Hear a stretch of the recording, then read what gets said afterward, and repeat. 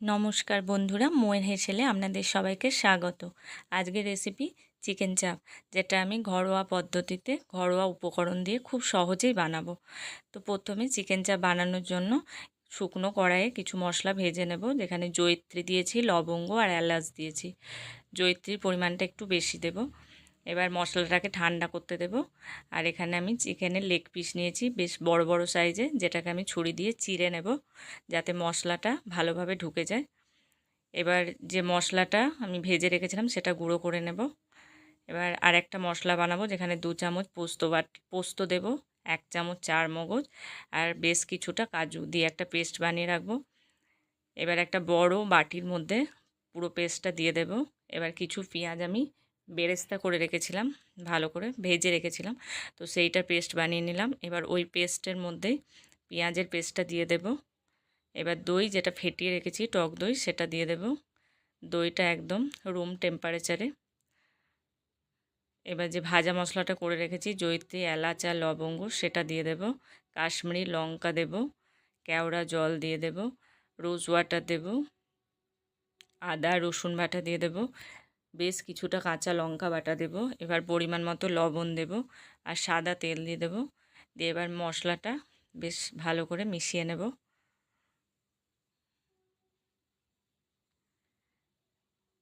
মশলাটা ভালো করে একটু মেশানো হয়ে গেলে এবার জায়ফল একটু গ্রেট করে দিয়ে দেব। অল্প একটু জায়ফল গ্রেট করে দেব। এবার হলুদ দিয়ে দেব। এবার সব শুদ্ধ মশলাটা ভালো করে মিশিয়ে নেব। এবার যে চিকেনগুলোকে চিড়ে রেখেছি সেইগুলো দিয়ে ভালো করে এই মশলার সাথে চিকেনগুলোকে মিশিয়ে নেব। চিকেনগুলো মশলার সাথে ভালো করে মিশিয়ে এটা আমি 2 ঘন্টার জন্য রেখে দেব। এটা যতটা বেশি সময় ধরে রাখতে পারা যায় ততটাই ভালো, মশলাগুলো ভালো করে চিকেনের মধ্যে ঢুকে যাবে। এবার সব শেষে মিঠা আতর দেব। মিঠা আতর দিয়ে এটাকে আমি 2 ঘন্টার মতো রেখে দেব। এবার কড়াইয়ে সাদা তেল দেব, অল্প সাদা তেল দেব আর ঘি দেব। ঘিটা আপনাদের ইচ্ছা হলে দেবেন, নয় দেবেন না। এবার যে মশলা মাখানো চিকেনটা ছিল সেটা এই ঘিয়ের মধ্যে, ঘি আর তেল মেশানো যেটা আছে এটার মধ্যে দিয়ে দেব। এই রান্নাটা একটু তেল মশলা পরিমাণ একটু বেশিই থাকে, এটা পরিমাণটা একটু বুঝে দেবেন যখন রান্না করবেন। চাপ এমনিতেই খুব রিচ হয়। এবার চিকেনটা এক পিঠ হয়ে গেলে আর এক পিঠ উল্টে দেব। এবার যে মশলাটা মাখানো ছিল বাটির মধ্যে, চিকেনটা তুলে নেওয়ার পর সেই মশলাটা দিয়ে দেব। এবার সব শুদ্ধ ভালো করে একটু কষিয়ে নেব। এবার ঢাকা দিয়ে দেব। ঢাকা দিয়ে চিকেনের সাথে মশলাটা কষা হতে থাকবে। দেখুন তেলটা কেমন ওপরে ভেসে উঠেছে, মানে মশলাটা ভালোই কষানো হয়ে গেছে।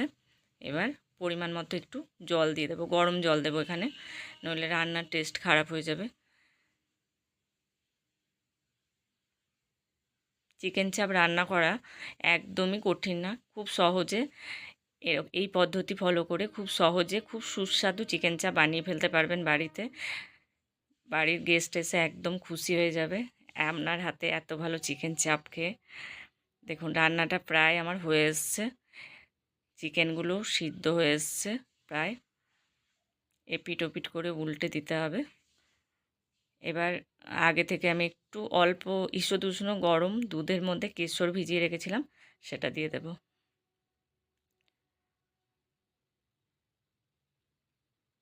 এবারে কেশর ভেজানো যে দুধটা এটা দিয়ে এবার ঢাকা দিয়ে দেব। ঢাকা দিয়ে 10 থেকে 15 মিনিট মতো রেখে দিলেই চিকেন চাপ একদম তৈরি। নান, পরোটা, পোলাও যে কোনোর সাথে চিকেন চাপ একদম অনবদ্য লাগবে। অবশ্যই বানিয়ে দেখবেন। আর ভিডিওটি ভালো লাগলে অবশ্যই একটা লাইক করে দেবেন।